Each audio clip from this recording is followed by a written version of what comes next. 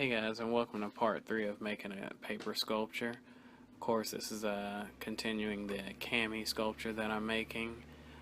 Right now in this lesson, we're going to cover the sanding process, and there's another process that I'm going to cover in this video, and that'll be adding a layer of joint compound.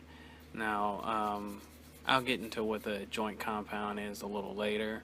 But as for now, you can see how rough the surface of this is, and this is just after that paper clay has dried. It's really rough, and so what I want to do is sand it down. Now, if you pay attention to the motion that I'm using when I'm sanding it, I'm going in circles. I go in circles because that hits all that roughness at every angle. You know, if you can imagine what the circle is doing, it's going up, down, left, and right, and this basically just covers all angles. It'll work to get it as smooth as I need it to be. I mean, you can just go up and down, left or right, but I feel that I get the best results when I use this circular motion. Now, what I'm doing here is you'll notice that I do have a box fan. This box fan is facing my window, outside of my window, so it's pulling all this dust that's coming off of it when I sand it. It's pulling that dust out of my room. I don't want that dust in my room, and I need to stress that you wear a mask when you do this.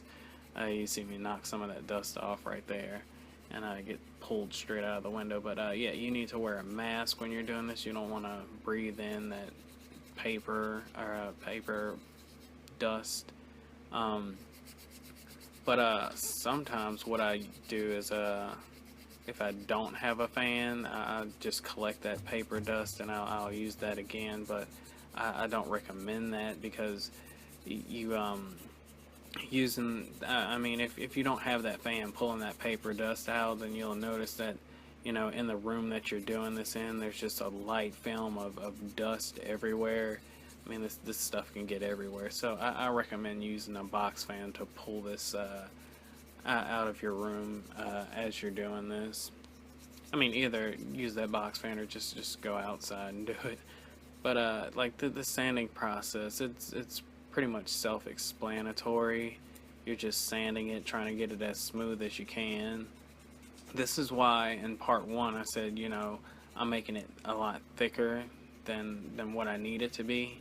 I'm doing this because, you know, yeah, I'm sanding it down. It's becoming thinner and thinner and thinner as I sand it down. But I don't intend on sanding down too much, so it's not going to become too much thinner, just a little bit thinner. So that's why I made it a little bit thicker than what I needed. But as I said, you know, this is pretty much self-explanatory, so I'll speed it up and we'll get through this process a lot quicker.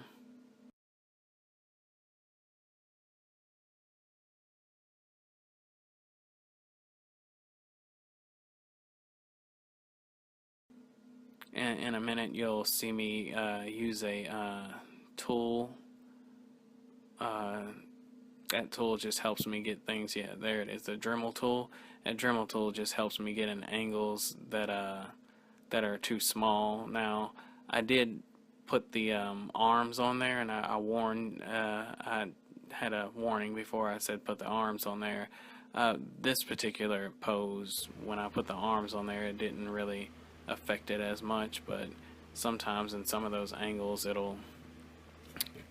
it can cause a lot of problems. But this pose, the arms, I'm gonna keep the arms thin like they are now. I didn't really pay too much attention to it, but yeah, the arms aren't really gonna give me a problem. But right now what you can see is the sanding process is finished, and you can see that you can see all these dents, these craters in there. There's a big one right there above the knee. There's just all these little tiny craters and holes. And what I'll need to do is when the second process of this is I'm gonna have a joint compound. That joint compound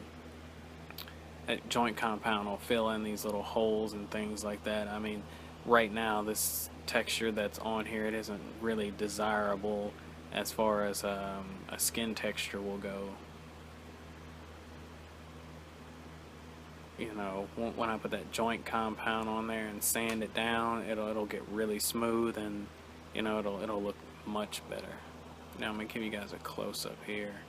Yeah, you can see that it's got its form. You can recognize that, you know, it's looking more and more like our reference picture, but you can notice some inconsistencies in the surface. But you know, that joint compound, when I put it on there, it'll fix all that. It'll fix all that really good.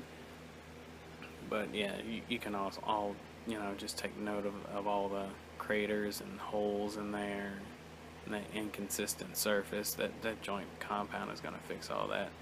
And in a second I'll show you exactly what that joint compound, or how to make it, or how I make it. But this is the first part of the process of me. So what I use is a sheetrock brand joint compound, and what I do with that sheetrock brand joint compound is I mix it with paint. And what I'm doing right now is I'm making a skin color.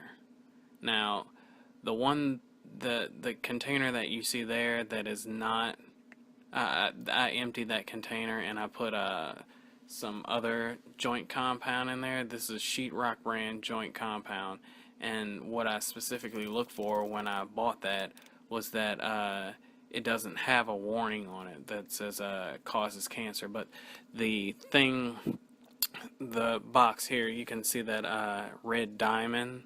Now that container there, that one said that it caused cancer, and I wasn't aware of that when I bought it.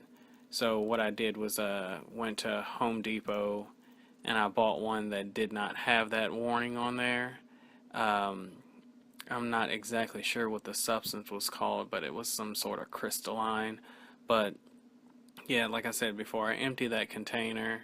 I no longer use that stuff, and I just use this other joint compound that, you know, didn't come with that warning.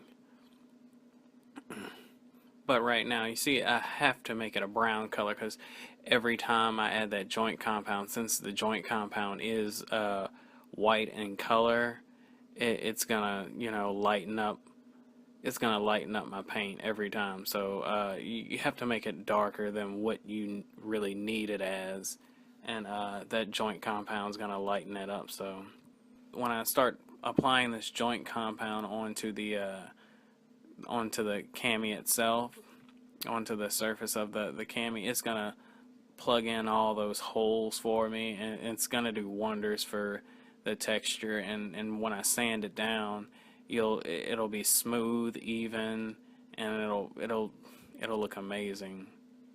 See, the thing is this texture that I have, it may be a bit too I guess it's too watery. I would rather have one a little bit thicker than this, but the consistency, the viscosity that I have it at right now, it'll still work for what I need to do. But ideally, I would rather have some more of the joint compound, and I would rather it not be as watery as this one is, as thin as this one is.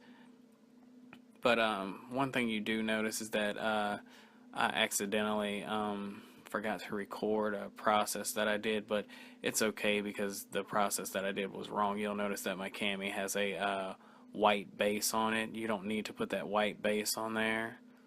That was just an accident that I did. Didn't record it, but it's okay because it was wrong in the first place. Now, what you see me doing now, I'm just globbing that on, and then I'll keep globbing that on and filling in these holes and things like that.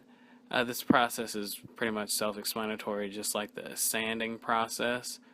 But you know, you constantly have to fill in those holes, let it dry, then fill in the holes again. And you want to put more on there than is necessary, because you're gonna sand it off, and when you sand it off, that's gonna make it smooth, real smooth. But that's all I have for part 3.